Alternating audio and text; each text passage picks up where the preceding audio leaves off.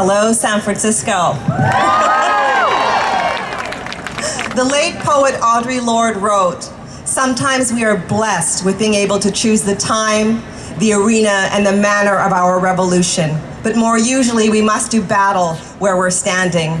Today, we are blessed. We are blessed because we are choosing the time, the arena, and the manner of our revolution. Today, we are choosing to speak truth to power, and just as our foremothers did before us, we are not going to stop." So can I hear you sing it with me now? Speak truth to power. Speak truth to power.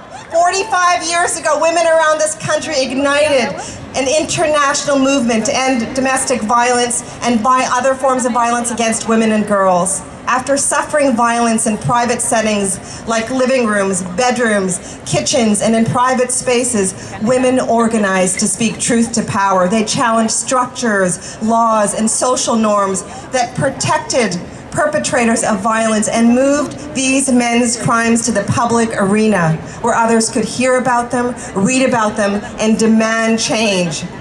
Accountability for violence could not and would not have happened without women. So many women around this country breaking silence. Their efforts resulted in the landmark Violence Against Women Act, which passed in 1994.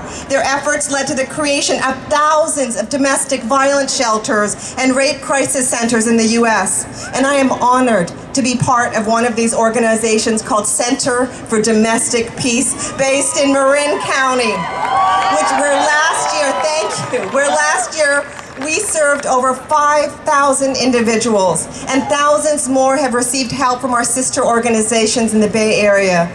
To get into our shelter and our transitional housing, women must take the most courageous step imaginable. They must speak truth to the power of their abuser by calling our hotlines, by leaving their partners, and by getting help, often risking their lives to do so. At our shelter, I have looked into the eyes of women who have fled their abusive partners, and I have seen the distraught faces of their children, and I can tell you that miracles happen when women feel believed, when women are believed, and when women and children are finally safe.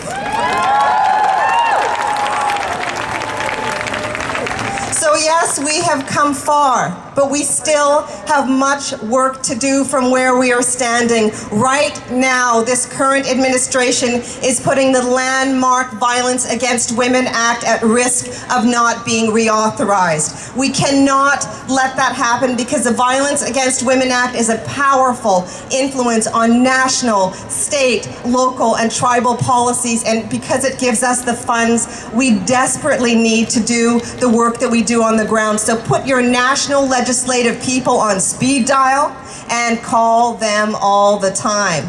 Let them know we will not stand for going backwards. No way. Support your local domestic violence organizations. There are 19 of them in the Bay Area, and support your local sexual violence organizations. Volunteer your time. Donate items for women and children, and write checks if you can.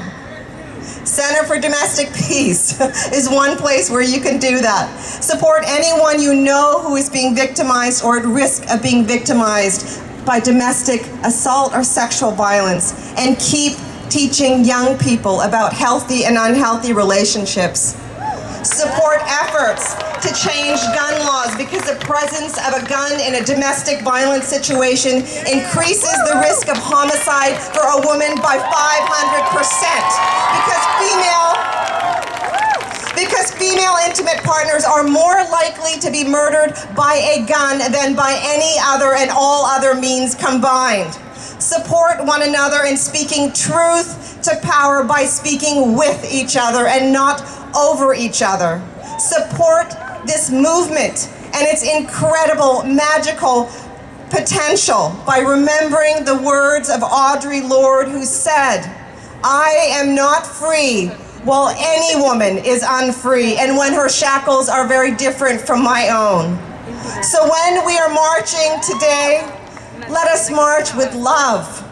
Let us march for all survivors of domestic and sexual violence here and around the world.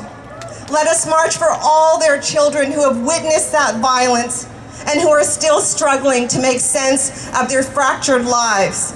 Let us march for all teens and young adults so they can become their leaders that they were meant to be. Let us march for and with all our allies who have become activists, supporters, and fellow agitators. And as we march today, let us revel in the sound of our footsteps and our voices. Let us revel in the sound of our silences being broken. And let us revel in the sound, the glorious sound of our revolution. Thank you.